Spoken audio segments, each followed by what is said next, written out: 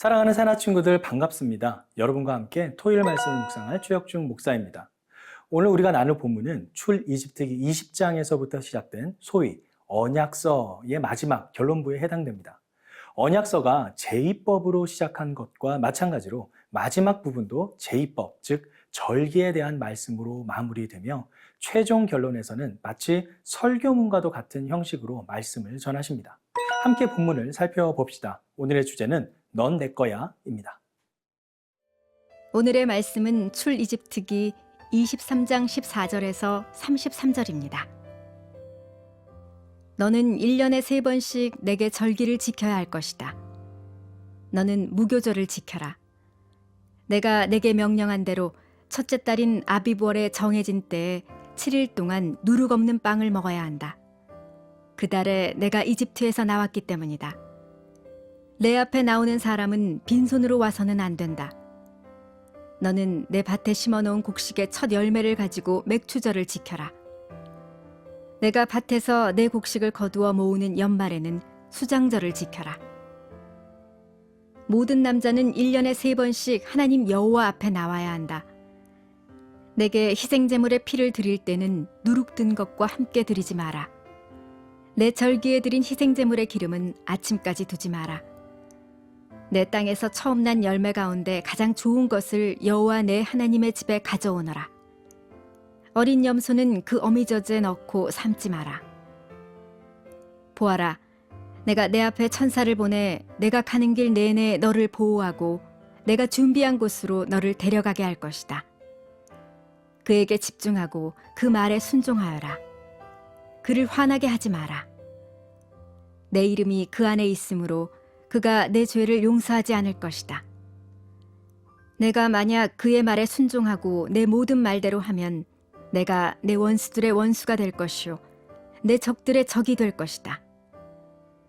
내 천사가 내 앞서가서 너를 아모리 사람, 헷 사람, 브리스 사람, 가나안 사람, 히위 사람, 여부스 사람의 땅으로 인도할 것이며 그들을 내가 쓸어버릴 것이다.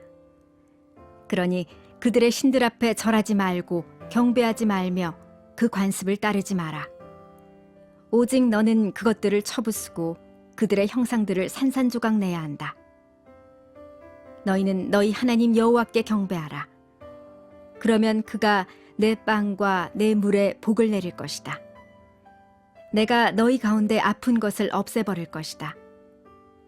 또 내 땅에 낙태하는 사람이나 임신 못하는 사람이 없을 것이다. 내가 내게 수명대로 살게 하겠다. 내가 내 앞에 내 공포를 보낼 것이고 너와 대결할 모든 민족들을 멸망시킬 것이다. 내가 내 모든 원수들이 등을 보이며 도망치게 할 것이다. 내가 내 앞에 왕벌을 보내 히위 사람과 가나안 사람과 헷 사람을 내 길에서 쫓아내겠다. 그러나 내가 그들을 1년 내에는 내쫓지 않을 것이다. 그렇게 한다면 그 땅이 황폐해지고 들짐승이 너무 많아져 내가 감당하지 못할 것이기 때문이다. 내가 그들을 조금씩 내 앞에서 쫓아낼 것이니 결국에는 너희 수가 늘어나 그 땅을 다 차지하게 될 것이다. 내가 홍해에서부터 블레셋 바다까지 광야에서부터 강까지 내 경계를 세우고 그 땅에 사는 백성들을 내게 넘길 것이니 너는 그들을 내 앞에서 쫓아내어라. 너는 그들이나 그들의 신들과 언약을 맺지 마라. 그들로 하여금 내 땅에 살지 못하게 하여라. 그렇지 않으면 그들은 너로 하여금 내게 죄짓게 만들 것이다. 내가 만약 그들의 신들을 경배하면 그것이 반드시 내게 덫이 될 것이다.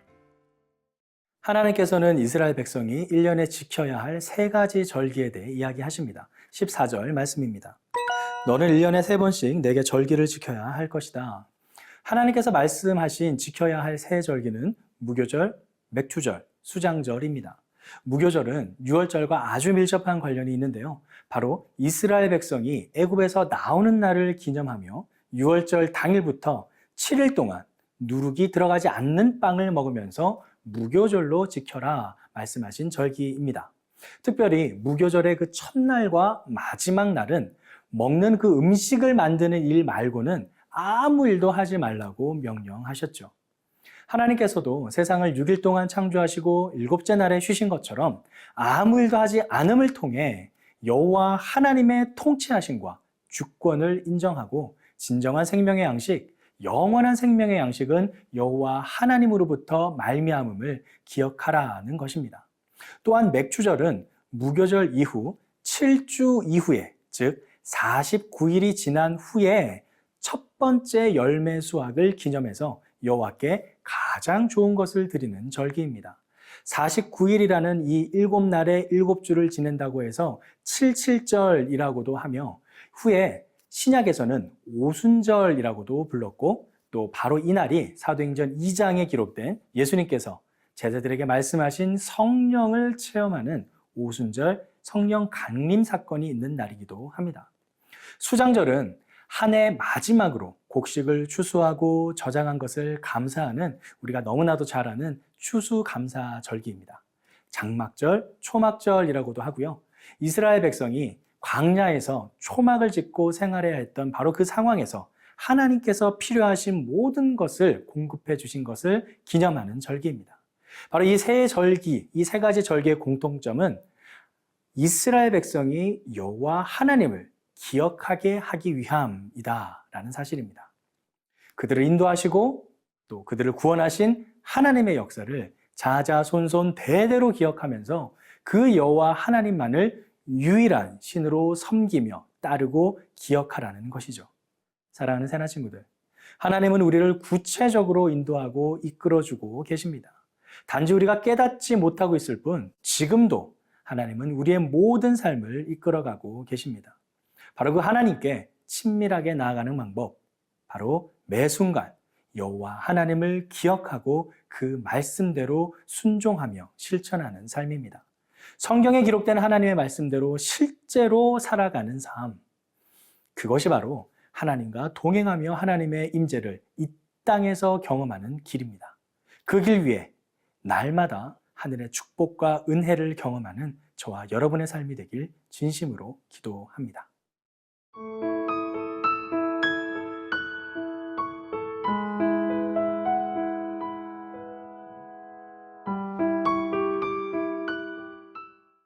이제 하나님께서는 이스라엘 백성에게 말씀하시는 언약서를 마무리하며 이스라엘이 가나안 땅에 이를 것이라는 약속과 함께 추가적인 명령과 당부의 말씀을 전하십니다. 20절 말씀입니다.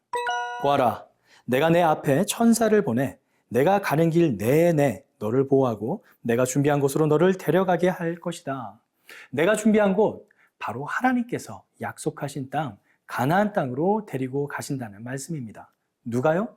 바로 여호와 하나님께서 그렇게 하신다는 말씀입니다. 그런데 여기서 중요한 것은 그 땅에 들어갔을 때 이스라엘 백성이 반드시 지켜야 할 것이 있습니다. 24절과 25절 말씀입니다. 그러니 그들의 신들 앞에 절하지 말고 경배하지 말며 그 관습을 따르지 마라. 오직 너는 그것들을 쳐부수고 그들의 형상들을 산산조각 내야 한다. 너희는 너희 하나님 여호와께 경배하라. 그러면 그가 내 빵과 내 물에 복을 내릴 것이다. 내가 너희 가운데 아픈 것을 없애버릴 것이다. 오직 여호와 하나님만을 경배하라 말씀하십니다. 가나안 땅에 있는 우상신들, 그 신들에게 경배하지 말고 그 관습을 따르지 말고 그것들을 돌로 쳐부시고 그 우상들을 산산조각 내야 한다고 명령하십니다. 왜일까요? 바로 이스라엘 백성은 하나님께서 계획하신 전 인류 모든 민족을 하나님께로 돌아오게 하기 위해 선택하신 제사장 나라로 세워져야 하기 때문입니다. 다른 우상을 섬기는 가나안 땅의 사람들과는 구별되어 거룩함을 지켜야 하기 때문입니다. 그러기에 철저히 그 우상들을 따르지 말아야 할 뿐만 아니라 그것들을 깨부수어야 하는 것이죠. 그것이 여호와 하나님께서 이스라엘 백성에게 명령하신 내가 거룩하니 너희도 거룩하라는 그 말씀을 삶 가운데 구체적으로 지켜 행하는 것입니다. 사랑하는 새나 친구들, 우리 삶에 가나안 땅의 우상과도 같은 우상들은 없는지 돌아봅시다. 여호와 하나님 외에 내가 우선순위에 두고 있는 모든 것, 그 모든 것은 다 우상입니다. 우리가 열심히 공부하는 이유도, 우리가 성실하게 예배드리는 이유도, 우리가 열심히 살아가는 이유도 모두 여호와 하나님 한 분을 위한 것임을 기억해야 합니다. 오늘 하루 여호와 하나님만을 온전히 경외하고 섬기며 그 말씀에 순종하며 살아가는 저와 여러분의 삶이 되길 간절히 기도합니다. 기도하겠습니다. 사랑의 아버지 하나님, 이스라엘 백성에게 절기를 통해 여호와 하나님을 기억하게 하신 것처럼 우리 또한 하나님께서 말씀으로 주신 이 성경책을 날마다 묵상하며 주님과 동행하는 삶을 살아갈 수 있도록 우리의 마음을 붙잡아 주시옵소서. 말씀으로 동행하며 여호와 하나님의 살아계심을 경험하는 우리의 삶이 될 수 있도록 주님 함께하여 주시옵소서. 그렇게 하실 주님께 우리의 삶을 올려드리며 예수 그리스도의 이름으로 기도드립니다. 아멘.